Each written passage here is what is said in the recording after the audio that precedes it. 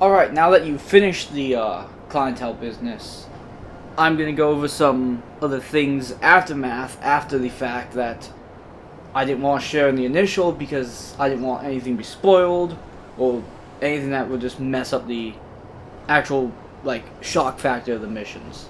First thing I want to go over is how I would have done that final mission, that final survival mission with going in, finding Clifford's clones and all that. How I would have done it had I had the resources was you would go to the sawmill, and you'd fight through like the initial patrolling guards, like any defensive guards, and you would find a kind of secret door, secret hatch type thing, and from there you would break in and you would go down and disrupt the operation, destroy anything, and just how like a normal mission, how a normal break-in would have gone, normal like assault mission on similar to Doomsday Heist. If you played the Act 3 of Doomsday. It would not be as difficult as the Act 3 of Doomsday, but it'd be very similar to how that went with the breaking in, destroying the supplies, destroying the equipment, all that kind of stuff. It would have been very similar to that, and I feel like it would have been a lot better than that final mission where it was two waves of the exact same. And the reason I did that was because it was the final, it was like a main base of operation, and I wanted to have it be like they are doing as much as they can to stop the player from destroying their operation. The military one, the Steel in the Future mission, if you guys did it, you would have seen I had that giant ramp out the front gate because the gates are closed and there's no way for me to keep them open, so the only way to get the tank out would be through the ramp, or else it would be undoable.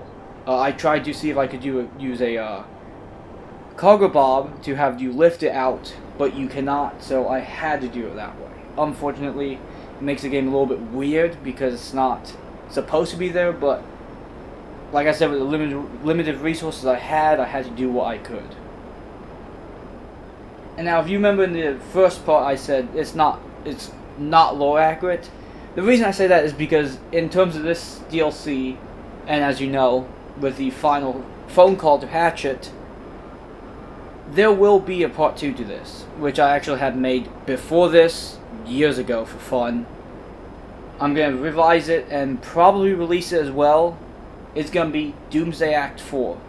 And the reason this is not lore accurate is because in this case, your player character did not do Doomsday Act 3. It was me and Hatchet in this continuity that did Doomsday Act 3, did all the missions, and now we need help with another group of people to take down Clifford once and for all. And I made this years ago when I initially did Doomsday Act 3 because Lester says we never found Avon's body was destroyed or killed, but the Clifford data drive was gone. And after that I'm like, Doomsday Act 4, The Return of Clifford.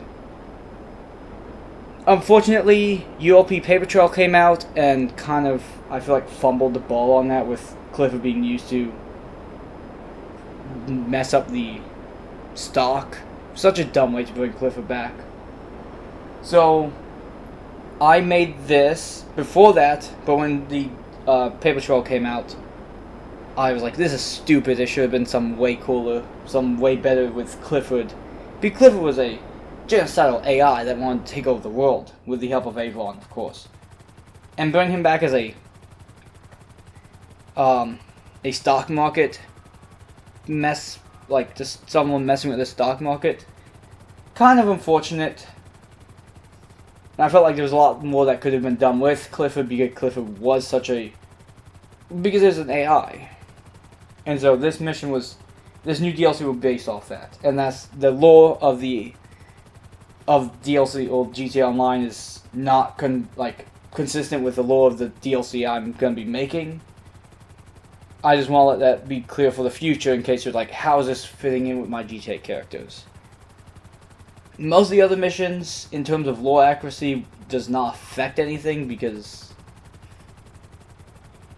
it's just random missions, and for the most part, I mean, you can do any of those and it won't really affect the story of the missions at all, besides the sawmill being run from an operation from Clifford.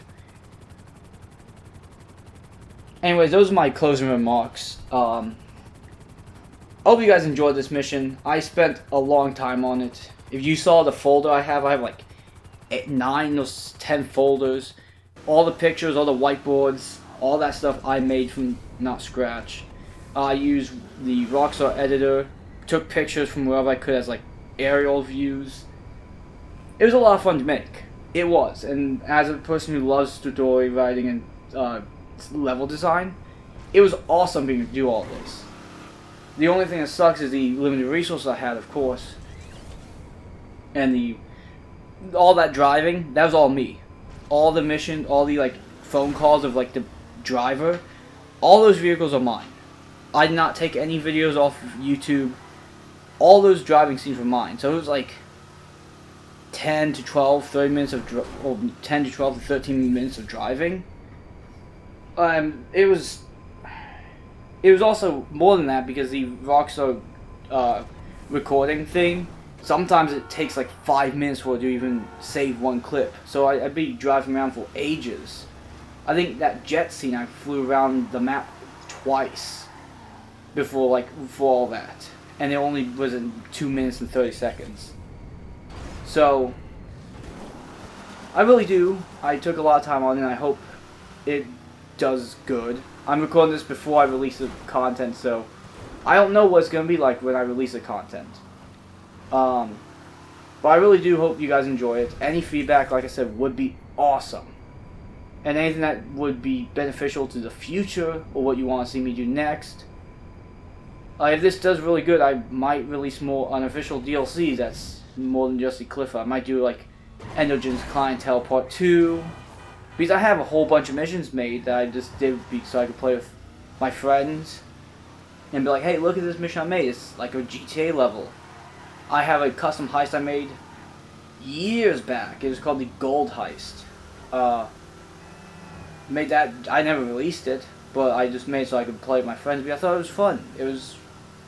There's a lot of potential with the Rockstar Creator app, and I took advantage of that. Even though I couldn't do much, it was enough. Anyways, I'm gonna end the remarks here. See you in the next video if I make one. Bye!